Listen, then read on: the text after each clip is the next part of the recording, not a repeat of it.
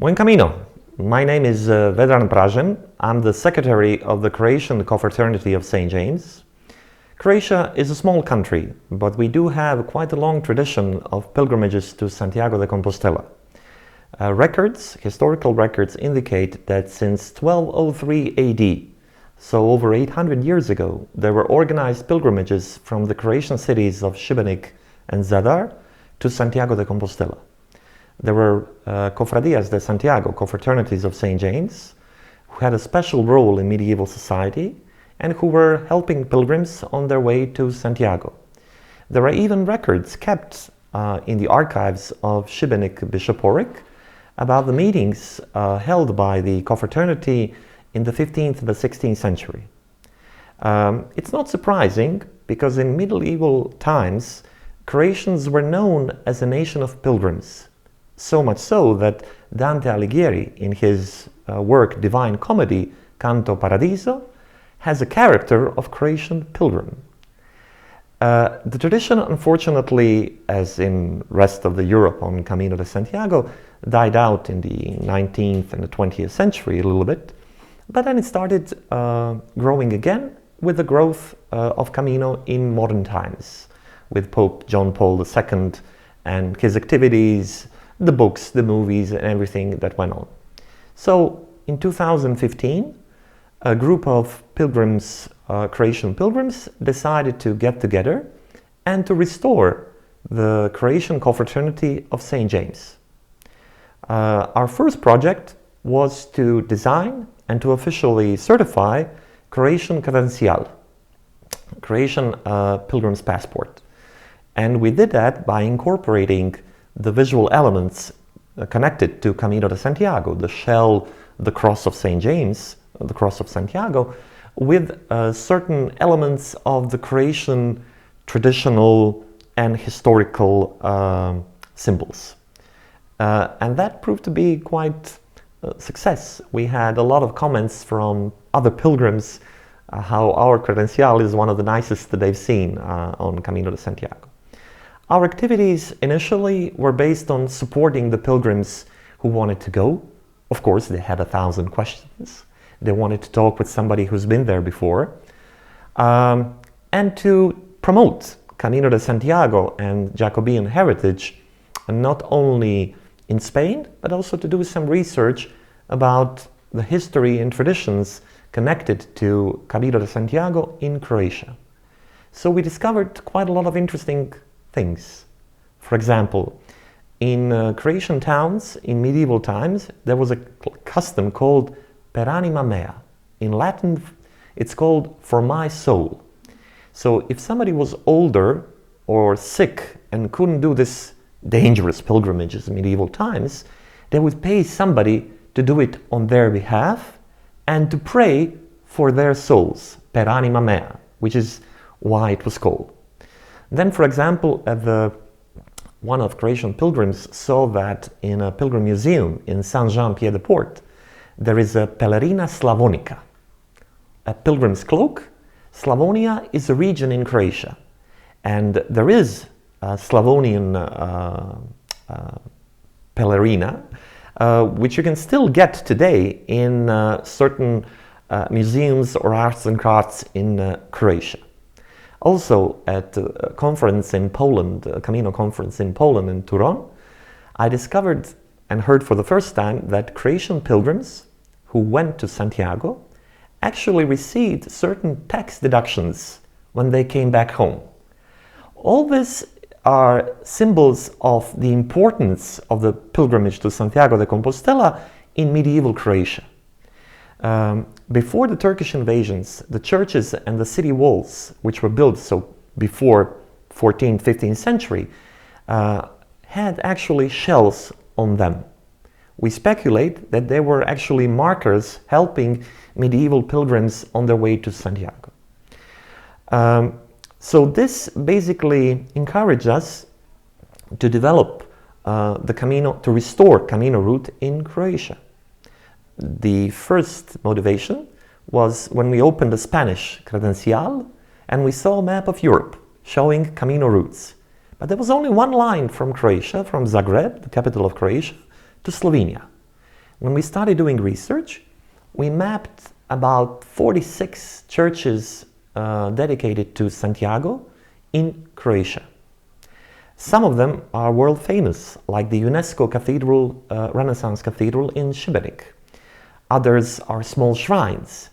What is interesting is that when you connect these locations on the map, you get a very logical route from the east of Croatia to Slovenia, then Italy, France, and Spain, and from the south, following the coast, to Santiago de Compostela. So essentially, the Croatian Camino route, restored Croatian Camino route, follows the shrines dedicated to St. James. And, for example, one shrine in the region of Hrvatsko Zagorje in the north of Croatia, actually there is a lithograph from the 15th century showing a building next to the church. And historians know that this Church of St. James was never used as a parish church, because the parish church is older and it's on a very close by. But this Church of St. James has this mysterious building and is located at the crossroads of the old Roman roads. We speculate that that building was an albergue in medieval times. And like in other places in Europe, the churches of St. James served as shelter for the pilgrims on their way to Santiago. So this is all fascinating history. And basically, when we developed the route, we didn't want just to put a straight line as fast as possible. We wanted to explore natural, historical, cultural treasures that Croatia has to offer. For us, developing Camino Croatia was extremely important. And it's not just arrows and markers on the way, but that it's a live route, live Camino, that people walk it. And we designed the entire project to make it appealing for people and to promote it very intensely. We are a small association, but we have experience and our members have professional experience that we use to very great effect. Initial stage was developed in 2019, and then later on, stage by stage, as we established cooperation with local partners, we slowly developed over 1,000 kilometers of the Camino Croatia route. A total is about close to 3,000 kilometers. And we are well on that way. We hope in the next 5 or 6 years we will complete the entire route. What is also important for us is that last year, 2023, we gave 5,200 credentials, mostly to pilgrims who walk the Camino in Croatia. We organized events, organized groups on the Camino, where we said, would you like to walk the Camino Croatia? Join us for a weekend, join us for a week. So we had over 200. Last event in Istria had close to 400 participants walking the Camino. For some of them, that was their first Camino.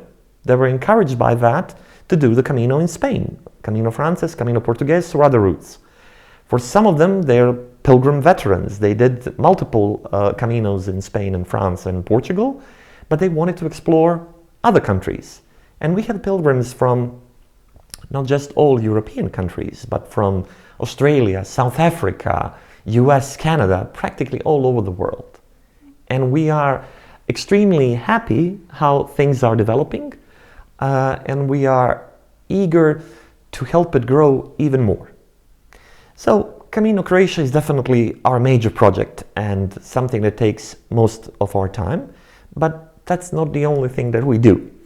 For example, this year we organized Adria Camino Festival, a 3-day event in Croatia, which brought together over 600 participants from 16 countries, associations, Camino institutions, pilgrims interested in learning how to prepare a backpack for the Camino, or to participate in a workshop where you paint your own shell, concha.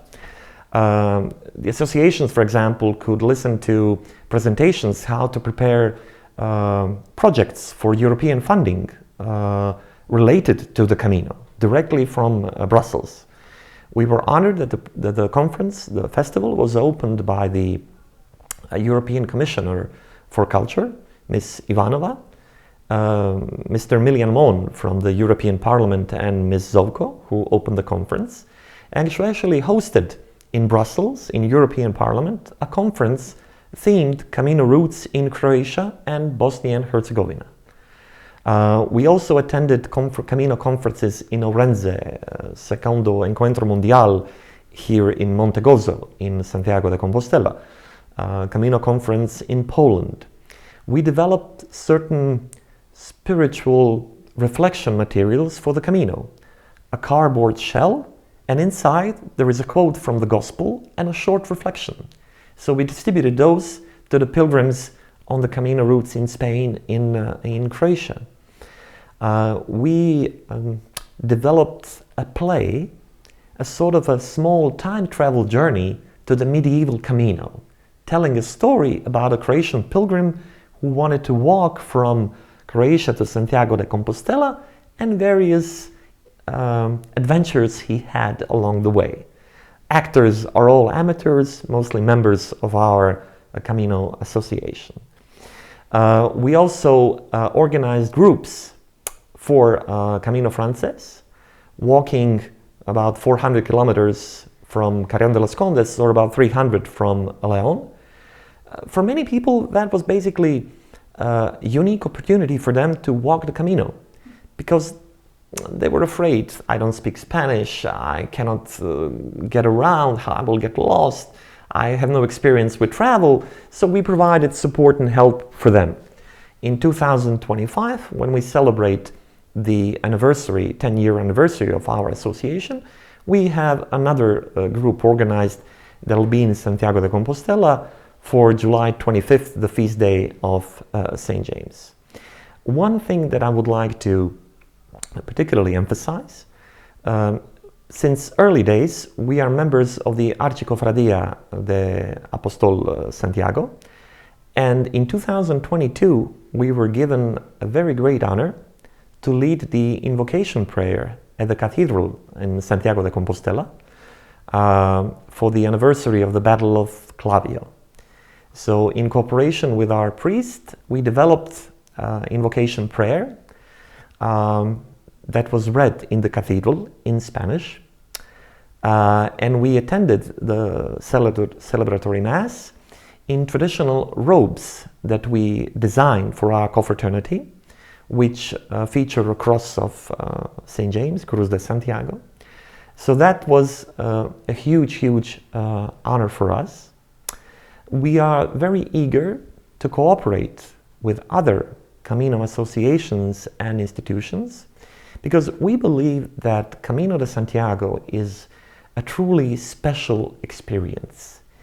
And I think that it's so much needed in these modern times. One of the things that I discovered on my first Camino, and since then I walked about 8 times to Santiago de Compostela, was that usually our modern lives, we live them 100 kilometers per hour, the speed of our cars, responding to emails, telephone calls, having different obligations, handling family, work. But we are not designed to live 100 kilometers per hour. We are designed to live 4 kilometers per hour, the speed of our steps. And on the Camino, you live that way. You live very natural way. And you don't have to be a believer or a Christian to recognize that and to have a very strong, I would say, spiritual experience.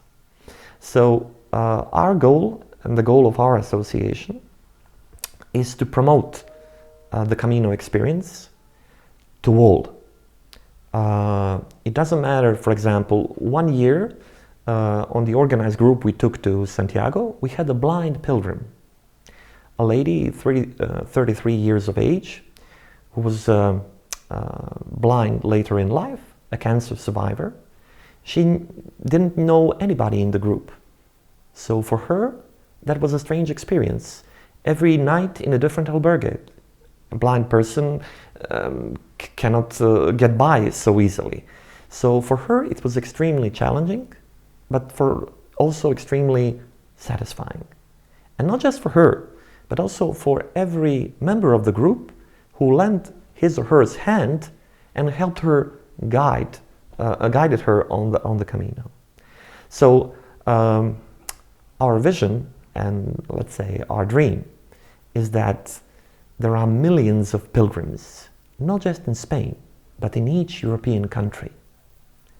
And that there are programs and activities on the Camino for people in wheelchairs, for blind people, for young people, so that everybody can discover the common European heritage and the common European identity. As it says at the monument at Porta del Camino in Santiago de Compostela, Europe was made on the pilgrim roads to Compostela, which I believe that to be very much true. So our vision is that Camino grows across Europe. Of course, the goal of the pilgrimage is Cathedral in Santiago de Compostela and the tomb of St. James. But as it was done in medieval times, the routes stretch all over Europe. And perhaps today is more difficult to find months to walk all the way from your home to Santiago and back. But walk for a week, weekend in various European countries and discover the joint European heritage that we all share and is related to Camino de Santiago.